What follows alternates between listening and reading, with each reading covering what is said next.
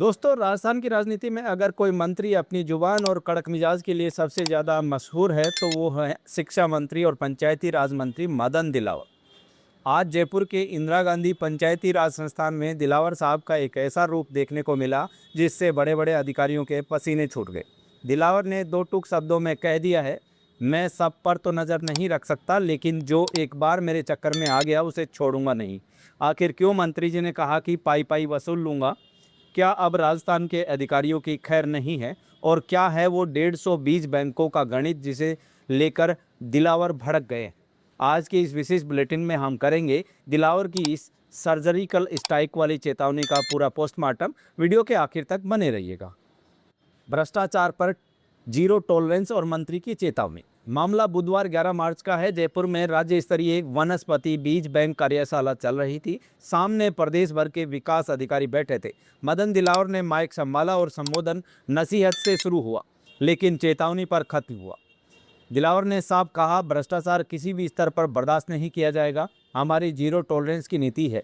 मंत्री जी ने एक बहुत बड़ी बात कही। उन्होंने कहा कि सड़क को तालाब मत बताओ, अब ये नहीं चलेगा, काम तो करना ही पड़ेगा। दिलावर का इशारा उन अधिकारियों की तरफ था जो कागजों में तो काम कर देते हैं लेकिन जमीन पर कुछ नहीं होता। उन्होंने अधिकारियों को चेतावनी देते हुए कहा कि जो पैसा खुर्द बुर्द करेगा उससे मैं एक एक पाई वसूल करूंगा। दिलावर ने साफ कहा, आप मेरे दुश्मन नहीं हैं, अच्छा काम करोगे तो इनाम मिलेगा, लेकिन गलती की तो सजा भुगतने के लिए तैयार रहना। 150 बीज बैंक और गौ माता की चिंता। दोस्तों, दिलावर सिर्फ गुस्से में नहीं थे, उनके पास विजन भी था। उन्होंने 2024-25 की बजट घोषणा का जिक्र किया। सरकार ने प्रदेश के 30 जिलों में कुल 150 बीज बैंक स्थापित किए हैं। इनका मकसद क्या है?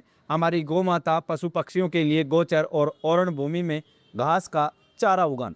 दिलावर ने चिंता जताई कि गांवों में देसी वृक्षों और घास के बीजों को बचाने की कोई व्यवस्था नहीं थी, इसलिए 22 अप्रैल 2025 को इन बैंकों का उद्घाटन किया गया था। लेकिन मंत्री जी नाराज क्यों हैं? क्योंकि कई बीज बैंक सिर्फ नाम के चल रहे हैं, वे बीजों का संग्रहण नहीं कर रहे हैं। उन्होंने अधिकारियों को फटकार लगाते हुए कहा कि ये आपकी जिम्मेदारी है कि स्थानीय प्रजातियों के बीजों को बचाएं और उनका भंडारण करें। रोजगार और चारागाह विकास का मॉडल। मंत्री दिलावर ने इस योजना को रोजगार से भी जोड़ा। उन्होंने कहा कि अगर अधिकारी स्थानीय लोगों की मदद से बीजों का संग्रहण करवाएंगे तो इससे गांव के लोगों को काम मिलेगा और उनकी आमदनी भी बढ़ेगी। दिलावर चाहते हैं कि राजस्थान के चारागाहों में घास और चारे के बीज की कमी ना आए।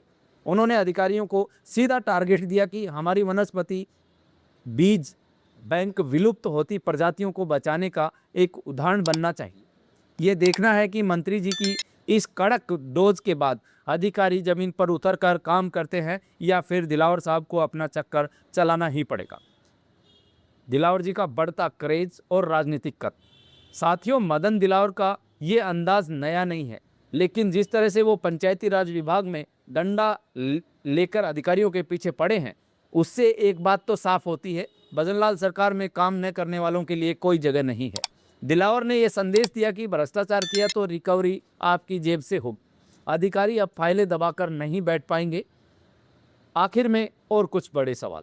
तो साथियों, क्या आपको लगता है कि मदन दिलावर की इस चेतावनी से सरकार के सरकारी तंत्र में सुधार आएगा? क्या अधिकारी वाकई पाई पाई की वसूली के डर से ईमानदारी से काम करेंगे? और क्या आपके क्षेत्र में गोचर और चारागाह सुरक्षित है?